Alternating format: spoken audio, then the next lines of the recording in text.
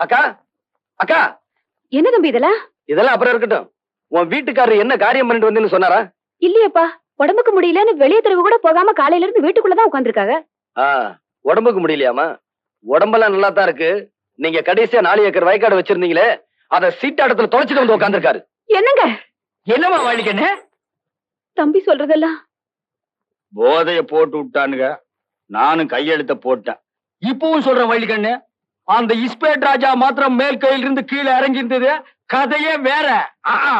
இப்ப சொல்றேன், இன்னைய தேதியில உங்களுக்குன்னு காலனா சொத்து கிடையாது.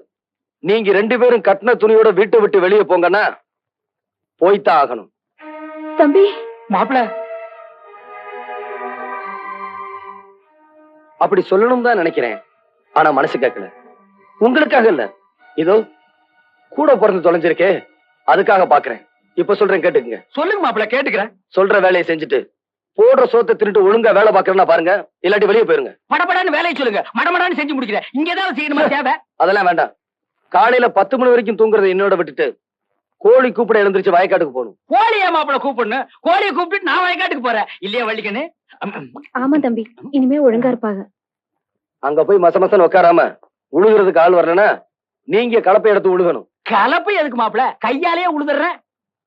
என்ன கதையா இருக்கு? நம்ம வயலு நம்ம கலப்ப, உங்க வயலு உங்க கலப்ப, உழுதுருவோம் இல்லையா வள்ளிக்கண்ணு? எல்லாத்தையும் விட முக்கியம், இனிமே அந்த அந்தியூர் சரோஜாவை அடியோட மறந்துடணும். அந்தியூரா? சரோஜாவா? யாருமா வள்ளிக்கண்ணது? மச்சான் இதானே? அரே, இனிமே அந்த எச்சக்கலை வீட்டுக்கெல்லாம் போக மாட்டேன். உங்க பேச்ச கேட்காம இந்த ஊர் எல்லையவே தாண்ட மாட்டேன்.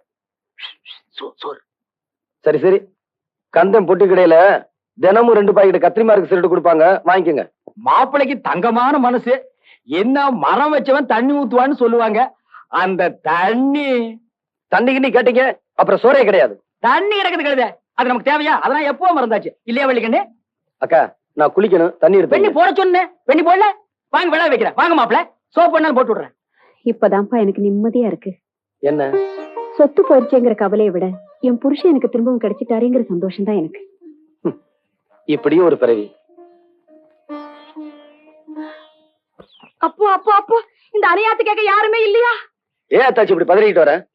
எல்லா பிள்ளைகளும் செதறி ஓடுதுங்க. புள்ள பிடிக்கிறதா வந்துட்டான்னு இல்ல நெல்ல வச்சுக்குள்ள போய் ஓடி ஒளியுதுங்க. அம்புட்டு பிள்ளைகளும் அழுது சாவுதுங்க. பதறாம என்ன தம்பி செய்ய முடியும்? விஷயத்தை சொல்லாம நீ பாட்டு பேசிக்கிறதா எப்படி?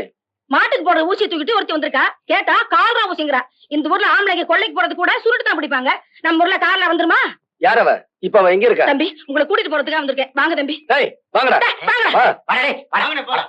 வாடா.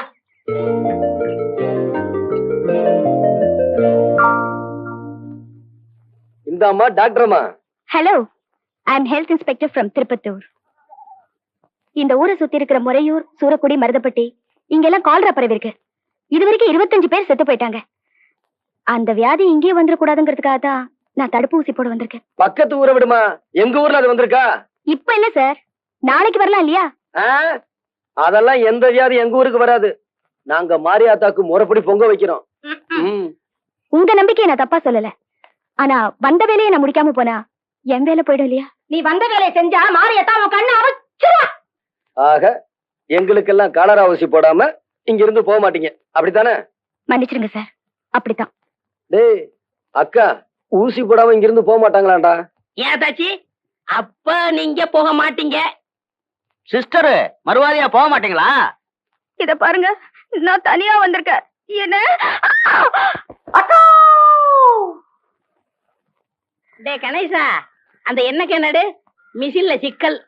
தலைவா, இதுல என்ன இருக்கு ஆனா வரமாட்டேங்குது. என்னடா காலையில இருந்து சகன தடை எதுவும் சொல்லாம இருக்கேன்னு பார்த்தேன். சொல்லிவிட்டியா? ஏண்டா என்ன நிறைய இருக்கு, அடிச்சா வரமாட்டேங்குது.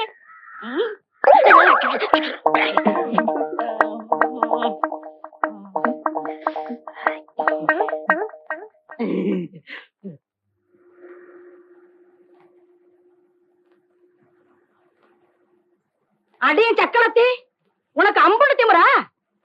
அத்தாச்சி திரும்பவும் அவ வேன்ல வர்றா. நான் போய் மருதான கூட்டி வந்துட்டுமா? அவளை துரத்த மறதி எதுக்கு? இந்த விளக்கமானே போதும். பெஞ்சாமனை வீசி போடுவேன் வீசி.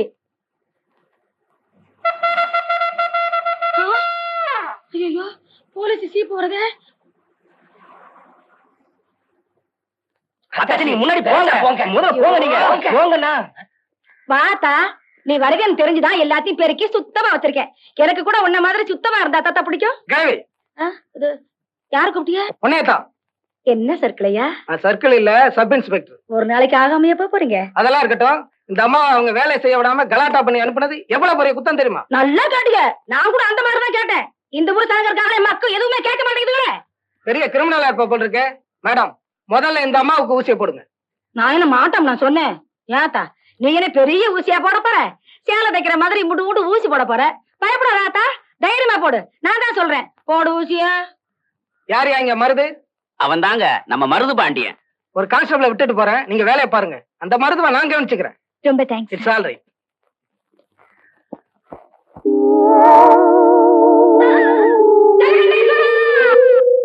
அண்ணே, ஆடு திருநத்துக்கே கீழே உட்கார வச்சுட்டாங்க. நீங்க பெஞ்சில உட்கார்ந்துருக்கீங்க. நீங்க என்ன மாடா? ஏய், இல்லண்ணே, மாட்டை திருடிட்டீங்களான்னு கேட்டேன். நான் எதுவும் திருடல. என் கேஸே வேற. அண்ணே ஒரு பீடி கொடுங்கண்ணே. யோ, அதெல்லாம் பழக்கம் இல்லையா? அண்ணன் சட்டை கட்டாம இருக்கீங்க, இன்னும் சாத்துப்படி ஆகலையா? ஏய், என் நேரம் விடாது. இதெல்லாம் அவளால வந்தது. அவளை சும்மா விட மாட்டேன். பசுமன் கிராமத்துல எல்லாருக்கும் ஊசி போட்டாச்சா? ஆமாங்க ஐயா, ஹெல்த் இன்ஸ்பெக்டர் அம்மா தான் சொல்லி அனுப்பிச்சாங்க. அப்படியா? ஏன்பா மருது,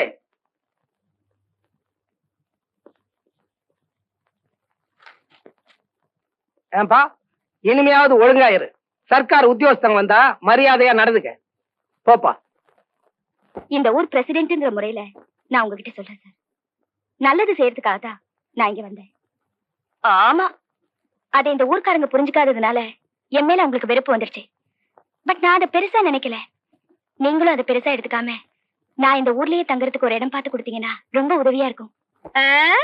உனக்கு இடத்த கொடுத்தா மடத்தையே புடிங்கிடுவியே. என் மாமனையே டேசல்ல கொண்டு போய் உட்கார வச்சவளாச்சே.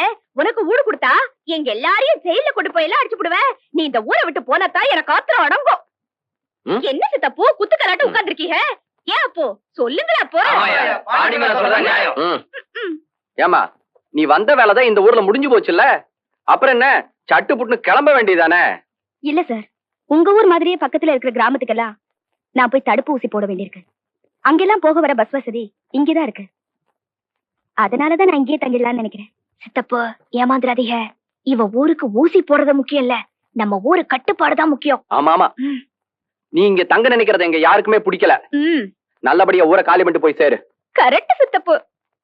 மன்னிச்சிருங்க சார், வீடு தரமாட்டேன்னு சொல்லுங்க, தப்பு இல்ல, அது உங்க விருப்பம். ஆனா ஊர்லயே தங்க கூடாதுன்னு சொல்றதுக்கு உங்க யாருக்குமே உரிமை இல்ல. நான் இங்கேதான் உங்களோட தான் தங்க போறேன். Good bye. அடியாத்தி, என்ன சித்தப்போ இப்படி ரப்பு பிடிச்சவளா ராங்கி பிடிச்சவளா இருக்கா? அம்புட்டு சொல்லி கூட இங்கேயே தங்குவேன்னு சொல்லிட்டு போறாள. ஏன் சித்தப்பு, இவ எங்க தங்குவா, எப்படி தங்குவா?